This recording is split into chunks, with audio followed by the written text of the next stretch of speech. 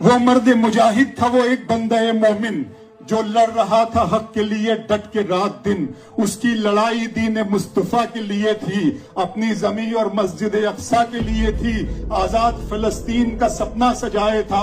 وہ شخص اپنی جان کی بازی لگائے تھا. مر مٹ رہے تھے دین کی خاطر تمام لوگ، برسوں سے پی رہے تھے شہادت کے جام لوگ. افغان و فلسطین کے باقی یہ سپاہی، کربل کے بعد اپنی طرح کی یہ گواہی. ان کی شہادتوں کو بھلایا نہ جائے گا، یہ دین مصطفیٰ ہے مٹایا نہ جائے گا.